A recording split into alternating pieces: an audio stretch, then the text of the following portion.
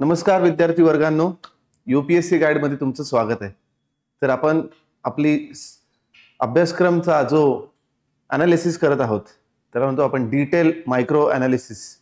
त्याचा आपण चौथा भाग बघणार आहे जो तुमचा आहे सामान्य अध्ययन चौथा, जो नीतिशास्त्र म्हणून ओळखला जातो हा विषय। ओके, तर थोडक्यात या विषयाबद्दल पहिलं बोलायचं झालं तर हा विषय काय एक्सपेक्ट करतो तुमच्याकडनं। तर नीतिशास्त्र हा काही कुठला स्टॅटिक विषय नाहीये, हा तुम्हाला पूर्णपणे समजल्याशिवाय हा तुम्हाला लिहिता येणार नाही। लक्षात ठेवा, हा पूर्णपणे ॲप्लिकेशन बेस्ड जो म्हणतो की तुम्हाला सत्य घटनेवरती किंवा काल्पनिक घटनेवरती काही केस स्टडीज म्हणतात तसे तुम्हाला त्याच्यावरती लिहायला विचारलं जाईल। त्याच्यात तुमचे नीतिशास्त्र किंवा जे महत्त्वाचे मूल्य आहेत ते तपासले जाणार आहेत। तुम्ही कसं प्रेशरमध्ये एक अधिकारी म्हणून काम करताल, कुठले डिसिजन घेताल, सर्व समावेश डिसिजन असतील का नाही, परत काही शाश्वत डिसिजन असतील, ओके, कुठले प्रायोरिटाइज करू शकता तुम्ही, तुमच्या टार्गेट्स असतील किंवा गोल्स असतील, ते सगळं तुमचं इथं तपासलं जाईल आणि त्यानुसारच तुम्हाला ह्याच्यात गुण देण्यात येणार आहेत। ओके, तर पुढे बघूया आपण एक एक करून। हा पण सिलेबस आपण 3 टप्प्यात बघणार आहोत। ओके, चल, तर काय सांगतोय सिलेबस? 250 मार्काचा सिलेबस आहे। साधारणतः बघितलं गेलं तर 2 टप्प्यात हा पेपर डिवाइड केला जातो। एक आहे तुमची थिअरी, ओके, थिअरी प्रश्न विचारले जातील ज्यात तुम्हाला काही डेफिनेशन्स विचारले जातील, काही ह्याचे व्याख्या विचारले जातील, काही कोट्स दिले जातील, त्याच्याबद्दल तुम्हाला सारांश लिहायचा असतो। ओके, काही रिअल वर्ल्ड एक्सपिरियन्स बद्दल प्रश्न असतील। ओके, म्हणजे आंतरराष्ट्रीय जगात काय चालू आहे त्याच्यावरती तुमचं नैतिक दृष्टिकोन काय आहे तो बघितला जाईल। दुसरी गोष्ट, दुसरा जो सेक्शन आहे त्यात तुमचे केस स्टडीज दिले जातील। ओके, म्हणजे तुम्हाला एक काल्पनिक अशी सिनेरिओ म्हणतो त्यात तुम्हाला ठेवलं जाईल। ओके, ते साधारणतः 4 ते 5 प्रश्न असतील, तसे जवळपास 20 मार्काचे प्रश्न असतात। 100 ते 120 मार्क तुम्ही तिथं एक्सपेक्ट करू शकता आणि बाकीचे जे 150 मार्क आहेत ते तुमचे थिअरी प्रश्न असतील। हा पेपर सगळ्यात अवघड असेल लिहिण्यासाठी, कारण हा जो कव्हरेज असेल ह्या पेपरचं ते खूप अवघड असेल। जर हा पेपर तुम्ही कव्हर करू असाल तर तुम्ही कुठलाही पेपर लिहू शकता 3 तासात। ओके, चलो बघूया। तर आहे तुमचा चौथा पेपर, सामान्य अध्ययन चौथा। काय काय 3 घटक? नीतिशास्त्र, सचोटी आणि अभियोक्ती। ओके, अभियोक्ता। ओके, मग काय अपेक्षा आहे बाबा? MPSC ने तुम्हाला सिलेबस दिला आहे, तर त्यात तुमच्याकडनं काय अपेक्षा केलं जात आहे ह्याच्यातून? ओके, तर या अंतर्गत समाविष्ट असलेले प्रमुख विषय म्हणजे नीतिशास्त्र, ओके, सचोटी आणि तुमची योग्यता तपासली जाणार आहे। ओके, तर 3 जे कीवर्ड्स आहेत हे लक्षात ठेवा। Okay, that is ethics, integrity, okay, आणि योग्यता, म्हणजे त्याचं ऍप्लिकेशन तुम्ही कसं करताल। ओके, तर या पेपरमध्ये उमेदवारांची सचोटी व सार्वजनिक जीवनातील समंजसपणा आणि काय समाजाशी, ओके, काय लिहिलंय? सार्वजनिक जीवनातील समंजसपणा आणि समाजाशी व्यवहार करताना त्याला समोर जावे लागणाऱ्या विविध समस्या।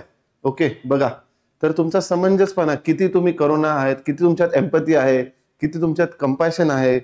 तर तुम्ही जेव्हा बघताल पुढे जाऊन इमोशनल इंटेलिजन्स म्हणून आहे, ओके, भावनिक बुद्धिमत्ता ज्याला म्हणतो, तो एक आपण पार्ट ह्यात बघणार आहोत। त्याच्यातनं तुम्ही जे शिकणार आहेत समंजसपणा किंवा तुमच्या जे मी जे म्हणतो की एजंट्स ऑफ सोशल चेंज, जे तुम्हाला कायम जडणघडण किंवा जे मूल्यांकन रुजवण्यात तुमच्या बालपणापासून ते आतापर्यंत असे महत्वाचे काही संस्थान आहेत, सामाजिक संस्थान आहेत, बरोबर, त्याबद्दल पण आपण इथं बोलणार आहेत। ते तुम्हाला समंजसपणा शिकवतील, समाजाशी व्यवहार करताना कसं वागलं पाहिजे। ओके, हा व्यवहार काही तोट्यात आणि फायद्याचा नसून तर ह्याच्यात ते होतं की आपण इन्क्लुसिव्ह ग्रोथ, समावेशक विकास कसा घडवता आहेत ह्याच्याबद्दल इथं आपल्याला जे मूल्य लागणार आहेत किंवा व्हॅल्यूज लागणार आहेत ते शिकायचे आहेत। ओके, बरोबर, आणि संघर्षाबाबतीतच्या समस्या सोडवण्याची दृष्टिकोनाशी संबंधित समस्या बाबतीत उमेदवाराची वृत्ती। बघा,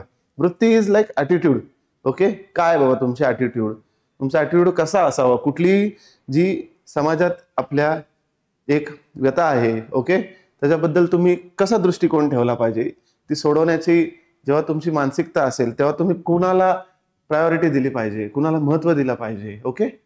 तर तुम्हाला खूप साऱ्या केस स्टडीज ह्याच्यात वाचायला भेटतील. खूप साऱ्या आपले जे चांगले चांगले जे अधिकारी काम करतायत त्यांच्याविषयी तुम्हाला इथं वाचायला भेटेल. त्यांचे तुम्हाला उदाहरणं इथं लिहायचे आहेत तुमच्या स्पष्टीकरणासाठी, ओके. चला, तर पुढे आहे आणि दृष्टिकोन तपासण्यासाठीचा प्रश्नांचा समावेश असेल. बघा, वृत्ती आणि दृष्टिकोन, ओके. तुमचं कॅरेक्टर आणि तुमचं ॲटिट्यूड हे दोन्ही तपासलं जाणार आहे इथं, ओके. यावरील प्रश्नांमध्ये पैलू निश्चित करण्यासाठी घटना अभ्यास म्हणजेच केस स्टडी, बरोबर. जसं मी मगाशी म्हटलो की कुठली तरी तुम्हाला एक काल्पनिक तुम्हाला एक घटना दिली जाईल, त्यानुसार तुमचे तपासले जाणार आहेत तुमचे नीतिशास्त्रीचे ते दृष्टिकोन किंवा तुमची ती वृत्ती, ओके. याचा वापर केला जाईल. जसं मी म्हटलं की तुम्हाला कमीत कमी 4 ते 5 असे केस स्टडीज इथं बघायला भेटणार आहेत, ओके. घटना काही दिलेल्या असणार आहेत. 20 मार्काचे प्रश्न आहेत हे, ओके. पुढील स्थूल क्षेत्राचे समावेश केले जाईल, ओके. तर तरी काय म्हटलंय की पुढे हा तुमचा सिलेबस असेल, ओके. तर हा मी पार्ट 3 टप्प्यात मी डिवाइड केलेला आहे, ओके. तर पहिले 4, दुसरे 4 आणि शेवटचा एक जो घटना अभ्यास आहे, जो केस स्टडीज, त्याबद्दल मी थोडंसं डिटेल चर्चा करणार आहे शेवटच्या व्हिडिओमध्ये. कसे लिहिले पाहिजेत ह्याच्याबद्दल पण व्हिडिओज घेऊन येणार आहे. नक्कीच तुम्ही सबस्क्राईब करा या चॅनलला, तुम्हाला खूप मदत होईल, ओके. चलो, तर एक एक बघूया आपण पूर्णपणे डिटेल. जसं आपण पहिल्या 3 पेपरचं करत आलोय, मायक्रो डिटेल अनालिसिस करायचे, ओके. कारण प्रत्येक हे जी हेडिंग आहे ही तुम्हाला नोट्स मेकिंगसाठी किंवा उत्तर लिहिण्यासाठी मदत करणार आहे, लक्षात ठेवा.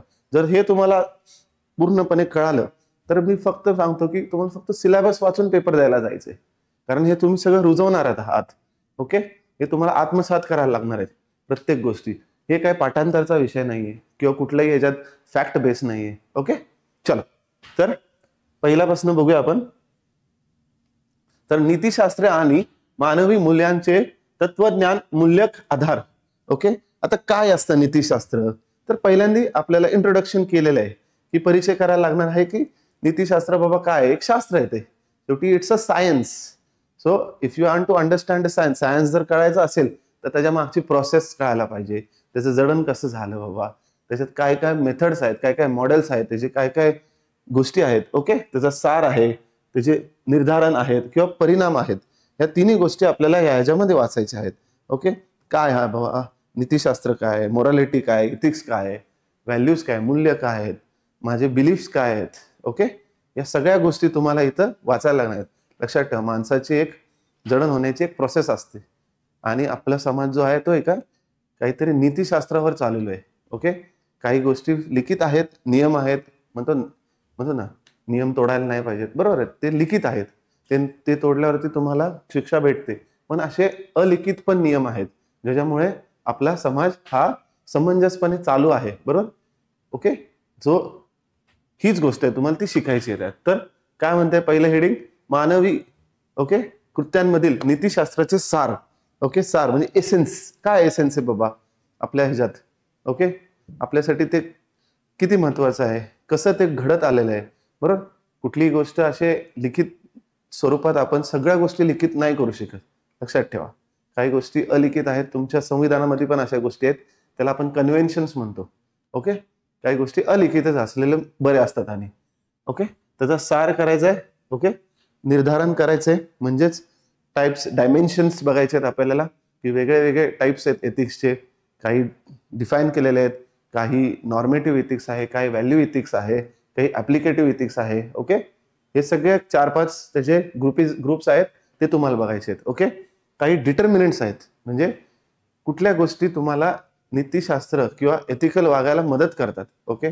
जसं आपलं कुटुंब आहे, आपल्याला आई वगैरे काय शिकवते किंवा वडील काय शिकवतात, ओके. किंवा आपले जे संविधान आहे स्वतः ते आपल्याला कसं एक नीतिशास्त्राच्या मार्गावर चालायला शिकवतं हे आपल्याला बघायचं आहे इथं. असे काही डिटर्मिनंट्स आहेत, ओके. आणि लक्षात ठेवा, नीतिशास्त्र हा रिलेटिव्ह शब्द आहे, म्हणजे it's depends upon the society. जे समाज ठरवतं ते नीती, लक्षात ठेवा, ओके. आज सौदी अरेबियामध्ये गेलात तर तिथलं नीतिशास्त्र वेगळं आहे, आज भारतात नीतिशास्त्र वेगळं आहे, लक्षात ठेवा. जे तुम्ही अमेरिकेत गेला तर हे वेगळं आहे. सो हे रिलेटिव्ह आहे, हे डिपेंडेंट नसतं कुठल्याही गोष्टीसाठी. हे जागा वेळ अनुसार हे बदलू शकतं. आलं लक्षात? आणि त्याचा परिणाम बघायचा काय आहे बाबा, एका मानवी जीवनावरती त्याचा कसा परिणाम होऊ शकतो. जसं मी म्हटलं की काही गोष्टी डिफाईन्ड नसतात, बरोबर, काही गोष्टी परिचित नसतात, कुठल्याही चौकटीत ते कुठेही लिहिलेले नाही आहेत. सो त्याच्यासाठी एक समाज म्हणून आपल्याला चालण्यासाठी एक सेक्युलरिझम जे म्हणतो आपण, हे असं कुठं डिफाईन्ड नाही की असंच असायला पाहिजे, पण ते आपल्याला रुजलेलं आहे. आपल्याला आपल्या जे मोठे मोठे लीडर्स होते किंवा आपले जे धार्मिक ग्रंथ आहेत ह्यातून आपल्याला ते सांगितलं गेलेलं आहे किंवा आपल्याला त्याच्याबद्दल कळालेलं आहे की बाबा ही एक नीती आहे. अशी नीतीने जी वागतात लोक, हे एकदम आपल्याला भावकीमध्ये राहायचंच आहे. ओके, तर हे एसेन्स आहे. आज मी एक जन्मताना एक ह्युमन बिंग म्हणून आहे, पण मी जेव्हा नीतिशास्त्र शिकतो किंवा जेव्हा रुजवून घेतो तेव्हा मी सोशल बिंग होतो. लक्षात ठेव, it's a process from human being to social being. Okay, yes. चलो पुढे बघूया. दुसरं, नीतिमत्तेचे परिमाण, खाजगी व सार्वजनिक संबंधातील नैतिकतेचे स्थान. ओके, बघा परिमाण, तेच मी म्हटलं की काय काय त्याचे डिटर्मिनंट्स आहेत. जसं आपण बोललो की काळ असेल, तुमची जागा असेल, तुमचे कायदा असेल, तुमचं कॉन्स्टिट्यूशन असेल, ओके, तुमचं स्टेट असेल, ओके, म्हणजे हुकुमशाही आहे का लोकशाही आहे, त्याच्यावरनं पण ठरतात काय नीती तुमच्या समाजात वावरत आहेत. ओके ओके, तर आणि दोन गोष्टी तिथं आपल्याला बघायच्या आहेत की खाजगी आणि सार्वजनिक मध्ये कशा नीती बदलतात. बरोबर आहे, आपलं जे बिहेवियर आहे किंवा आपलं जे वागणूक असतं ते आपल्या कुटुंबाशी निगडीत असलेलं वेगळी गोष्ट आहे, आणि आपण जेव्हा समाजात वावरतो, बरोबर, ते आपलं वेगळं असतं का. किंवा कुठल्या तरी तुम्ही प्रोफेशनल सेटअपमध्ये असताल, कुठेतरी खाजगी नोकरीला असताल, तिथं आपलं वेगळं असतं का. कारण त्याचे तसे नियम असतात, तशी तुमचे नॉर्म्स असतात जे म्हणतो आपण, ते तसे त्यानुसार वागणं जातं. आपलं हे इनफॉर्मल आहे, म्हणजे कुठेही आपल्याला काही लिखित असं नाहीये की आपल्याला आईशी कसं वागायचं असं कोणी सांगितलं नाहीये, पण बॉसशी कसं वागायचं हे तुम्हाला लिहिलेलं असतं. ओके, सो हा फरक आहे दोघांमध्ये. जेव्हा तुम्ही अभ्यास करताल नाही, बरोबर, हा सिलेबसचा तुम्हाला लक्षात येईल. अजून याच्यावरती तुम्हाला काही प्रश्न विचारले पण जाऊ शकतात. ओके, या दोघांच्या वैयक्तिक माणसावरती कसा परिणाम आहे, हे दोघं कसे घडण करून येतात माणसांचे, किंवा त्याच्या जे डिसिजन मेकिंग असतं किंवा ते निर्णय क्षमता जे घेण्याची त्याला कॅपॅसिटी देतात, त्याच्यात ह्यांचा काय स्थान आहे त्याच्याबद्दल आपल्याला बघायचं. पुढे बघितलं गेलं तर मानवी मूल्य.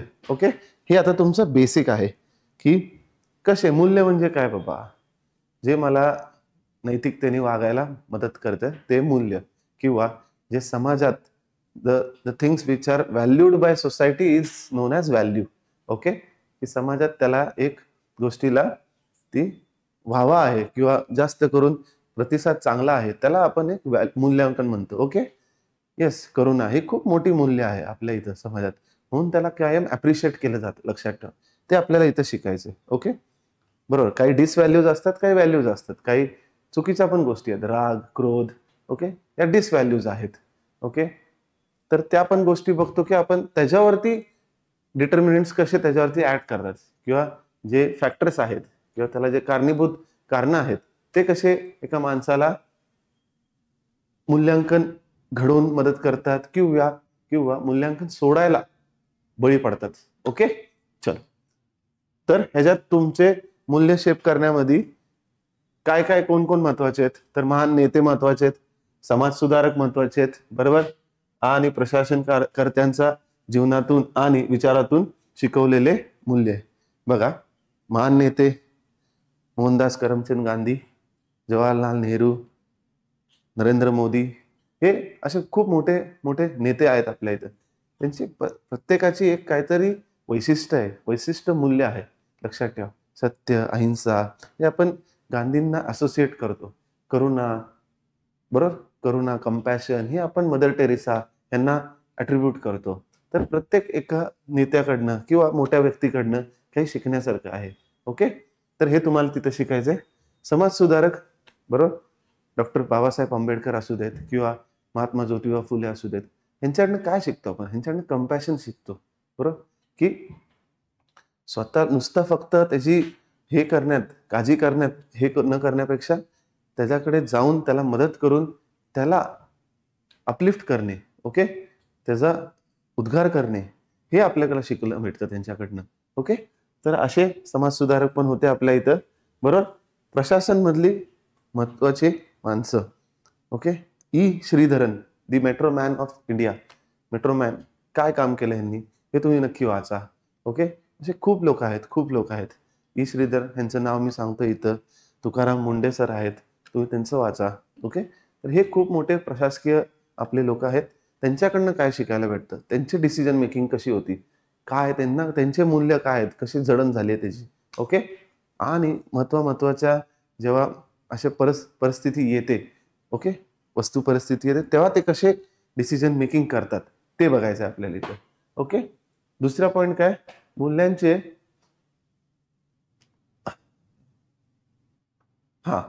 मूल्यांचे म्हणजे हे काय, वृद्धित करणे म्हणजे काय, शिकवणे किंवा रुजवण करण्यासाठी कुटुंब, समाज व शैक्षणिक संस्थांची भूमिका.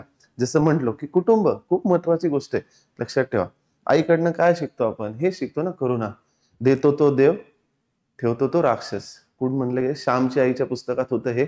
ओके, वडिलांकडनं आपण काय शिकतो, वडिलांकडनं आपण नेहमी त्याग करणं शिकतो, लक्षात ठेवा. सॅक्रिफाईस, नेहमी सॅक्रिफायसेस हे त्यांच्याकडनं शिकतो. तुमच्या आजोबा आजी ह्यांच्याकडनं आपण काय शिकतो, ओबिडियन्स. ओके, म्हणजे ओबिडियन्स शिकतो आपण, त्यांना आदर करणे, या गोष्टी. तर हे झालं कौटुंबिक असेल, किंवा जे त्यांचे आपले वडील पण असतील, किंवा कशी समान आपल्याला ते ट्रीटमेंट देतात. ओके, वागणूक देतात, समान वागणूक देतात आपल्या बहिणीला किंवा आपल्याला. दोघांनाही सेम शाळा, सेम शिक्षण, सगळे सेम ऑपॉर्च्युनिटीज जे प्रोव्हाइड केले जातात, त्याबद्दल इथं आपण शिकतोय. आणि त्याचा खरंच रोल काय आहे, जसं APJ अब्दुल कलाम यांनी पण म्हटलेलं आहे की 3 घटक मला या देशाचं भवितव्य शेप करण्यात, म्हणजे घडवण्यात खूप महत्वाचे एलिमेंट्स वाटतात. ओके, जे आहे आई, वडील आणि शाळा. ओके, लक्षात ठेवा, म्हणजे टीचर. ओके, समाज कसा शिकवतो आपल्याला. ओके, खूप साऱ्या उदाहरणं आहेत समाजामध्ये पण. ओके, हे आपण बघितलेले आहेत. आणि शैक्षणिक तुम्ही आता विचार करताना फक्त अभ्यास, पुस्तकी ह्याचा विचार नका करू. तुम्ही पिऊनकडे बघा शाळेतल्या. पंच्युअलिटी शिकताना, म्हणजे वेळेला कसं एक बांधलेलं, म्हणजे वेळेला किती एकनिष्ठा किंवा किती सिन्सिअर असावं. बरोबर त्यांना माहिती आहे की अर्धा तास किंवा काय असेल तो तासाची वेळ 1 तास असेल तेव्हा बेल वाजवायची, माहिती आहे त्यांना. So he is doing his job very diligently and very obediently. Okay, ते शिकण्यासारखं आहे. ओके, खूप उदाहरण आहेत शाळेत पण. शाळेत आपण जसं शिकतो, जे मॉनिटर होतात किंवा जे हेड प्रिफेक्ट होतात, त्यांच्याकडनं आपण शिकतो लिडरशिप घडवणे, किंवा जे आपले कॉम्पिटिशन होतात तिथं लिडरशिप शिकता तुम्ही. ओके, तर हे खूप महत्वाचं आहे. हे तुम्हाला चांगला अभ्यास करायला लागेल. ह्याच्यात एकदा समजून घ्या. हा विषय एवढा सोपा आहे की एकदा समजला ना तुम्हाला, काही अडचण येणार नाही. ओके, परत हा वाचायची गरज पण नाही. हा विषय असा आहे. ओके, दुसरा जो महत्वाचा हे आहे टप्पा तुमच्या इथं, अभिवृत्ती. Okay, that is attitude. जे म्हटलं ना, वृत्ती. आपण तुमच्या पहिल्या ह्याच्यात अपेक्षित मध्ये एक खूप महत्वाचा वर्ड होता, वृत्ती. काय काय तुमच्याकडनं बाबा अपेक्षित करायचं, किंवा वृत्ती कशी असली पाहिजे तुमची, काय ॲटिट्यूड असली पाहिजेत. ओके, तर तुम्ही जेव्हा ही परीक्षा देता, तुमची अभिवृत्ती काय आहे बाबा. Yes, you should always have the optimistic attitude. Me he clear करणार आहे आणि मी समाजाला एक वेगळी दिशा देणार आहे, किंवा खूप चांगलं काम करणार आहे. ओके, सर्वसमावेशक जे काम आहे किंवा शाश्वत काम आहे आपल्याविषयी, ते करणार आहे. ओके, तर ह्याच्याबद्दल आपण थोडीशी थेअरी शिकणार आहोत इथं. अभिवृत्तीचे स्वरूप काय असणार आहे, रचना काय असणार आहे, कार्य काय असणार आहे. ओके, तेच स्वरूप म्हणजे काय टाईप्स आहेत, किंवा कसं असतं, काय वेगवेगळे प्रकार आहेत, काय मॉडेल आहेत, ते कसं असतं त्याचं. कॅब मॉडेल म्हणतो आम्ही, cognitive, affective and behavioural. Okay, हे तुम्ही शिकताल तिथं. त्याची रचना काय आहे बाबा, कशी रचना, म्हणजे त्याचं फंक्शन काय आहे तुमच्या ह्याच्यात. रचना म्हणजे हे ॲटिट्यूड शेप करण्याचे, किंवा हे एक योग्य दिशे, किंवा जे म्हणतो ना सकारात्मक ॲटिट्यूड, अभिवृत्ती शेप करण्यासाठी काय काय वेगवेगळे प्रकार आहेत किंवा पद्धती आहेत, ते आपल्याला शिकतोय आपण इथं. आणि त्याचं कार्य काय असलं पाहिजे, म्हणजे आयुष्यात एका माणसाच्या काय रोल प्ले करत आहे, हे अभिवृत्ती जी असणं, ऑप्टिमिस्टिक जी म्हणतो मी, की ती काय रोल प्ले करते. समजा मी आता उद्या प्रिलिम्स दिले पण मी नापास झालो, थोडा स्कोर कमी आला, आपण आपण अभिवृत्ती काय ठेवतो, बाबा ठीक आहे, आपण ते एक चॅलेंज म्हणून घेतो. ओके, आपण एक चॅलेंज म्हणून घेतो आणि पुढच्या वेळी एकदम चांगला जोर लावूया. It is a ego defensive mechanism म्हणतो ना, आपल्या इगोवर आलेलं असतं ते. आता आता मी करूनच दाखवणार आणि मग ती जिद्द तुम्हाला करून दाखवते, लक्षात ठेवा. ओके, तर ही गोष्ट आहे. ओके, दुसरा आहे विचार व वर्तनाशी संबंधित त्याचा प्रभाव व संबंध. ठीक आहे, बघा तेच सांगितलं मी. विचार जेव्हा एक अभिवृत्ती आहे, पण त्याचं तुमच्या वागणुकीमध्ये कसं कन्वर्ट होईल ते महत्वाचं आहे, बरोबर की नाही. कन्वर्ट आहे. आता स्वच्छ भारत अभियान मिशन आपण लॉन्च केला, बरोबर. खूप चर्चा झाली, बाबा स्वच्छता पाळली पाहिजे, स्वच्छता पाळली पाहिजे, पण त्याचं बिहेवियर मध्ये कन्वर्ट झालं का, बाबा वागणुकीमध्ये कन्वर्ट झालं का. झालं का, कारण तसं आपण ते मॉडेल डिझाईन केलं होतं, की आपण त्याच्यात अवॉर्ड द्यायला लागलो. इंदोर हे सिटी जी होती इंदोर, तिला सगळं सर्व सर्वेक्षण अवॉर्ड दिलं गेलं, की सगळ्यात क्लीनेस्ट सिटी म्हणून बोललं गेलं तिला. ओके, परत आपण स्वच्छ दूध आपण नियमित होतो. तर हे सगळ्या गोष्टी प्रमोट करत होत्या, लक्षात ठेवा. त्या गोष्टीच्या मागे खूप मोठी एक रचना असते, लक्षात ठेवा. ती फक्त कागदपत्री एक कुठली योजना नाही चालत तुमची, ती पूर्णपणे मानसिकतेचा विचार करून किंवा त्याचा बिहेवियर मध्ये कसं रूपांतर होईल. ओके, आलं लक्षात. तर हा विचार आहे. विचाराचं रूपांतर तुमचं कुठल्या तरी वागणुकीमध्ये ते रिफ्लेक्ट झालं पाहिजे, त्याचा तो अभ्यास आहे इथं. आणि तेच वर्तनाशी संबंधित यांचा प्रभाव, जसं मी म्हटलं की आपण मगाशीच एक उदाहरण घेतलं, कुठल्या तरी डिफिकल्ट टाइम्स असतात किंवा कष्टाचा वेळ असतो किंवा दुःखात असतो आपण, तेव्हा आपण जो विचार करून वरती येतो, ओके, तेव्हा तुमची अभिवृत्ती समोर येते. आलं लक्षात. असे खूप सारे इन्सिडेंट्स आहेत, फक्त एक गोष्ट नाही. कुठल्याही नॉलेज घेताना पण बाबा लक्षात ठेवा, 5वीचा मुलगा पण आपल्याला काय तर नवीन सांगतोय तर ते ऐकलं पाहिजे, कारण ते नवीन आहे. तर तेव्हा तुमची अभिवृत्ती काय दिसते, बाबा तुम्हाला शिकायची इच्छा आहे, बाबा ती अभिवृत्ती आहे तुमची. ओके, रादर दॅन सांगून की अरे ह्याला काय कळतंय, 5वीतला तर आहे, मी एवढा अभ्यास करतोय, नाही, तेव्हा ती अभिवृत्ती तुमची दिसते. ओके, नैतिक व राजकीय अभिवृत्ती इथं एक महत्वाचं आहे. ओके, इथिकल और it's call moral attitude. Moral attitude काय म्हणतो, येस, सिगरेट पिणं चुकीचं आहे, लिहिलेलं आहे त्याच्यावर, कॅन्सर होतोय, सगळं होतंय. किंवा पान खाऊन जे नियम तोडतो आपण, जे जे हे करतो, तिथं लिहिलेलं आहे की कॅन्सर होते, तरी तेव्हा तुमचा मोरॅलिटी जी होती, morality is more about individual, की जे वैयक्तिक नैतिक शास्त्र जेव्हा म्हणतो ना, नैतिक शास्त्र हे समाजाशी रिलेटेड आहे, बट जेव्हा नैतिकता माझ्याविषयी येते तेव्हा कुठं जाते. अशा गोष्टीमध्ये जेव्हा तुमची अभिवृत्ती येते, तेव्हा तो तुम्हाला डिमांड करतो की बाबा हां, तेव्हा तुमचं कन्सायन्स कुठं जातं, बरोबर. ती गोष्ट तुम्हाला तिथं अभ्यास करायचा आहे. परत राजकीय अभिवृत्ती, बाबा कसं असलं पाहिजे राजकीय ॲटिट्यूड तुमचं. ओके, ठीक आहे, इथं तुम्हाला इन्क्लिनेशन एक्सपेक्टेड नाही, कुठल्याही तुम्ही राजकीयाची बाजू घेऊ शकत नाही एक अधिकारी म्हणून, बरोबर. पण जेव्हा तुम्ही काम करताल त्यांच्यावर, तर तेव्हा जी तुम्ही पॉलिटिकल न्यूट्रॅलिटी जी म्हणतो, ओके, अपक्षतापाद जे म्हणतो आपण, अपक्षत राहणं म्हणजे एकदम न्यूट्रल राहणं. कारण तुम्ही आयुष्यभर you are the permanent executive, they are not the permanent executive. ते 5 वर्ष असतील परत नसतील, पण तुम्ही कायम असताल या देशासाठी. ओके, तर ह्या गोष्टी तुम्हाला इथं शिकायच्या आहेत, की तुमचा अभिवृत्ती एका पॉलिटिकल सेटअप किंवा राजकीय सेटअपमध्ये कसा असला पाहिजे. ओके, आणि शेवटची गोष्ट आहे सामाजिक प्रभाव आणि पाठपुरावा. तर बघा, प्रत्येक जसं म्हटलं की एका माणूसची घडण जी होती ती एका समाजाच्या इन्फ्लुएन्सनी होती. ओके, समाजाचा एक प्रभाव असतो त्याच्यावरती, तो न कळत खूप साऱ्या गोष्टी रुजवून घेतो आपल्या मनात आणि त्याचं जे वागणूक असतं त्यानुसार तो शेप करत असतो. तेच तुम्हाला इथं शिकायचंय. आता जाहिराती का होतात, आपण जाहिराती का करतो, दरवाजा बंद कॅम्पेन आपण केला, किती सक्सेसफुल झाला ना. त्याच्यामुळे जे आपण स्वच्छ भारत अभियानचं जे एक मोटिव्ह होतं, ओके, जे क्लीनेस्ट विलेज किंवा म्हणतात ना ओपन डेफिकेशन फ्री विलेज जे अचीव केलं, ते ह्याचाच एक हे की पाठपुरावा किंवा सामाजिक प्रभाव आपण दिला. की अमिताभ बच्चन जेव्हा बोलतो तेव्हा लोक ऐकतात. ओके, माधुरी दीक्षित जेव्हा मा कॅम्पेन करते तेव्हा ते एकदम टच होतं. किंवा सचिन तेंडुलकर जेव्हा म्हणतो, ओके, ह्याला म्हणतो पर्स्युएशन, कुणाला तरी पर्स्युएट करणं. ओके, त्याला एकदम समंजसपणे सांगणं. ओके, हे आपण शिकणार आहे. हे जे काहीतरी काहीतरी ह्याची एक पद्धत असेल, त्यानुसारच ते केलं जाईल, बरोबर. पद्धतीनुसार ते तुम्हाला इथं शिकता येईल. त्याचे तुम्हाला एक्झाम्पल पण सांगता येतील. मी पण आता काही सांगितले ते तुम्ही लिहून घ्या नक्की. चल पुढे बघूया. पुढे आहे नागरिक सेवेसाठी अभियोक्ता आणि मूलभूत मूल्य. ओके, नागरिक सेवेसाठी अभियोग्यता आणि मूलभूत मूल्य. आता बघा, आता नियम तर बनवलेत, बरोबर. एका अधिकाऱ्याला नियम सगळं वागावं हे ठीक आहे, पण त्याचे जर मूल्य असतील ना तर नियमाची गरज नसणार आहे. लक्षात, जर त्याला ते मूल्य रुजवले असतील, त्यांनी रुजवले असतील ना आपल्या ओके जडणघडणमध्ये किंवा ह्याच्यामध्ये. आता खूप जण गावाकडनं त्यांना माहिती आहे पाण्याची किंमत काय आहे, किंवा वृद्ध वृद्ध लोकांशी कसं वागणं, किंवा आई वडिलांची जी हे आहे ओके, ते सगळं ते ऑलरेडी त्यांनी बघितलेल्या गोष्टी.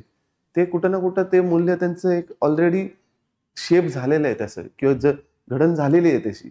सो ते कायम राहणार आहे. त्यांना असं नियमण्याची गरज नाही की ते तसंच वागणूक त्याची असली पाहिजे. आलं लक्षात. म्हणून मूल्य महत्वाचे आहेत, लक्षात ठेवा. ओके, म्हणून तुमची नैतिकता महत्वाची इथं. नाहीतर काय सगळं नियमाविषयी चाललं असतं तर काय गरजच नसली असती ना. ओके, म्हणून आपण इथं तेच शिकतोय की ही जी मूल्यभूत मूल्य आहेत ना ती का महत्वाची आहेत बाबा, का शिकवणं हे महत्वाचे, का तुम्हाला हे सिलेबस आहे. कारण हे तुम्ही शिकलात ना पुढे जाऊन तुम्हाला किती नियम असू देत काही असू देत, पहिला गोष्ट तुमचा आतला जो कन्सायन्स असेल ओके तो उत्तर देईल, मग तुमचे नियम तुम्ही बघताल. आलं लक्षात. चल, तर काय सचोटी म्हणजेच इंटिग्रिटी, प्रामाणिकपणा, निपक्षता, पक्षपात मुक्तता. ओके, यालाच काय म्हणतो इंटिग्रिटी, रिस्पॉन्सिबिलिटी किंवा प्रामाणिकपणा जे म्हणतो आपण, sincerity. Okay, this is objectivity. Next म्हणजे न्यूट्रॅलिटी. Okay, impartiality sorry. ठीक आहे, पक्षपात मुक्तता म्हणजे पॉलिटिकल न्यूट्रॅलिटी. जसं आपण मगाशी बघितलंय की राजकीय अभिवृत्ती कशी असावी तर अशी बाबा, पक्षपात मुक्तता असली पाहिजे. आणि बाकी पण जेव्हा तुम्ही कुठली योजना वगैरे जेव्हा इम्प्लिमेंट करताल किंवा जेव्हा ती तुम्ही लोकांपर्यंत आणताल तेव्हा कसं पाहिजे, निपक्षता असली पाहिजे तिथं. ओके, तुम्ही कुठेही डिस्क्रिमिनेशन करणं गरजेचं नाहीये. ओके, जातीवरून असेल, धार्मिक वर्ण असेल, कशावरनं पण असेल, ती रंगावरनं असेल, खूप गोष्टी आहेत. ओके, तर तिथं तुम्ही डिस्क्रिमिनेशन करणं अपेक्षित नाहीये. ओके, आता पुढचं काय, वस्तुनिष्ठ लोकसेवेसाठी समर्पण. बरोबर, ड्युटी टू सर्व्हिस म्हणजे काय तुम्ही लोकसेवेसाठी बाबा समर्पण करताय. ओके, आणि वस्तुनिष्ठता म्हणजेच काय, ऑब्जेक्टिव्हिटी. ओके, कुठलाही डिसिजन हा एका चौकटीच्या आधारितच घ्यायला लागतो. त्याच्यात तुमची जी इंटरेस्ट आहेत किंवा तुमचे जर म्हणतो ना तुमचे काही इंटरेस्ट असतील किंवा तुमचा फायदा बघून ते डिसिजन्स निर्णय घेणं योग्य नाही. लक्षात ठेवा. ओके, आणि काय, दुर्बल घटकाप्रती सहानुभूती, सहिष्णुता आणि करुणा. ओके, सहानुभूती, सहिष्णुता आणि करुणा, तेच आहे एम्पथी, टॉलरन्स अँड कंपॅशन. काय फरक आहे सहानुभूती आणि करुणामध्ये? तोच आहे. सहानुभूती असणं एक गोष्ट आहे, पण करुणा असणं म्हणजे जाऊन त्याला मदत करून वरती आणणं ही गोष्ट आहे. लक्षात ठेवा. It's just a thought but it's a action. Okay, हे कार्य आहे, हे फक्त विचार आहे. सहानुभूती दाखवणं सोपं आहे, करुणा करणं खूप अवघड गोष्ट आहे. हे सगळ्या गोष्टींचे तुम्हाला लक्षात ठेवा.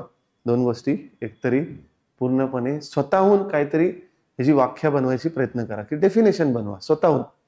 ओके, स्वतःहून कुठली प्रत्येक अभिवृत्तीची पण असो स्वतःहून बनवा. पुस्तकातली असेल, गुगल मधली असेल, ती काही तुम्हाला तिथं आठवणार नाही. ओके, स्वतःहून जेव्हा बनवताल तेव्हा आपोआप रुजून जाईल. त्याचे स्वतःचे एक्झाम्पल्स शोधा. मग राजकीय असतील, खाजगी क्षेत्रात असतील, किंवा तुमच्या स्वतःच्या जडणघडण किंवा स्वतःच्या आयुष्यातले काही उदाहरणं असतील, ते तुम्हाला इथे लिहायचे आहेत. लक्षात ठेवा. असे डायरेक्टली प्रश्न आलेले आहेत की तुमच्या आयुष्यातले एक्झाम्पल सांगा किंवा उदाहरणं सांगा की तुमच्या आयुष्यात तुम्ही करुणा कशी दाखवली बाबा. असे 2 उदाहरणं सांगा. काय होता तो इन्सिडेंट, काय होता, असं डायरेक्ट विचारलेलं आहे. ओके, हे जर तुमचा अभ्यास झाला हेच असणार आहेत. आणि तुमचे नोट्स म्हणजे काय, हेच असणार आहेत. इथिक्सचे नोट्स मला वाटते 30-40 पानाच्या वरती नसले पाहिजेत. उदाहरणं, त्याची जी व्याख्या असेल, ते जे थोडंसं ते काय असेल ती प्रकरण असतील किंवा त्याचे काय मेथड्स असतील, प्रोसेस असेल ते लिहायचंय. बस झालं. ओके, चला. आता काय, भावनिक बुद्धिमत्ता, दॅट इज इमोशनल इंटेलिजन्स. मी जेव्हाशी पण म्हटलो की जी करुणा आहे किंवा सहानुभूती आहे हे तुम्ही कसं समजता? भावनिक कनेक्शन पाहिजे ना काहीतरी. ओके, त्याचे भावना तुम्हाला पटले पाहिजेत किंवा तुम्हाला ते स्ट्राईक झाले पाहिजेत एकदम. ओके, तर हे तुम्हाला कळालं पाहिजे की तो रडतोय बाबा, त्याला दुःख होतंय. आपण हे ॲनिमल्स जे आपण म्हणतो की प्राणी जे आहेत त्यांना जी त्रास होतो, ओके, ते ज्यांना हे होतं ते कशामुळे आपण कनेक्ट करू शकतो किंवा ते कशामुळे त्यांना तर बोलता पण येत नाही, ते आपल्याला कसं कनेक्ट होऊ शकतं किंवा आपल्याला कसं कळतं त्यांना बाबा असं असं व्हायचं. हे ह्याच्यामुळे भावनिक बुद्धिमत्ता लक्षात ठेवा. भावनिक बुद्धिमत्ता ही खूप महत्वाची आहे. का? कारण कुठल्याही माणसाची एक भावना एकतर ऐकणं, समजणं आणि त्यानुसार तुमची प्रतिक्रिया देणं. लक्षात ठेवा 3 गोष्टी आहेत. एकतर ऐकणं, समजणं आणि प्रतिक्रिया देणं. ते तुम्हाला इथं शिकायचं आहे. ओके, खूप साऱ्या ह्याच्यात पण 2 मॉडेल्स आहेत.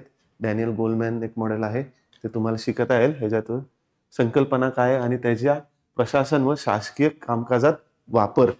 ओके, कसा वापर होईल, काय, खूप साऱ्या गोष्टी तुम्हाला राजकीय ह्याच्यात फेस करायला लागतील. ओके, साधारण एक्झाम्पल घेतलं गेलं तर ते आपण बघतो की पीडीएस सिस्टीम जी होती, ओके, पब्लिक डिस्ट्रीब्युशन सिस्टीम, जिथं अन्नाचं वाटप होतं, असे केंद्र जे असतात. काही काही लोकांकडे आधार कार्ड नसतं किंवा काही काही लोकांना ते थंब करता येत नाही, नाव पण आठवत नाही, नाव पण माहीत नाही काही काही लोकांना. त्यांना तुम्ही धान्य देताल की नाही? तर त्यांची तुम्ही स्थिती बघून धान्य देताल ना, का हे सगळे कागदपत्री नियम तुम्ही तिथं फॉलो करणार आहे? नाही. काही काही सिच्युएशन असे येणार आहे जिथं हे तुम्हाला भावनिक वागूनच काम करायला लागणार आहे. आलं लक्षात? हा खूप महत्त्वाचा चॅप्टर आहे तुमच्या आयुष्यात. ओके, तुमच्या अख्ख्या अभ्यासक्रमामध्ये हा खूप महत्त्वाचा टॉपिक आहे. ह्याचा तुम्ही चांगला अभ्यास करा आणि विविध ह्याच्यात तुमचे एक्झाम्पल शोधा. खूप लोकांनी मदर टेरेसा जसं म्हणतो आपण, ओके, खूप खूप साऱ्या मोठ्या नेत्या असतील किंवा समाजसुधारक असतील, त्यांनी हे सगळ्यात कॉमन क्वालिटी जी म्हणतो ना, कॉमन ॲट्रिब्यूट ही आहे त्यांच्यामध्ये. Okay, they are emotionally very intelligent peoples. Okay okay, yes. तर इथं आपण पहिला भाग आपला संपवतोय. भेटूया दुसऱ्या भागमध्ये, जिथं आपण परत एक एक टप्पे बघणार आहोत तुमच्या नीतिशास्त्र हा सामान्य अध्ययन 4थ्या विषयात. Okay, thank you.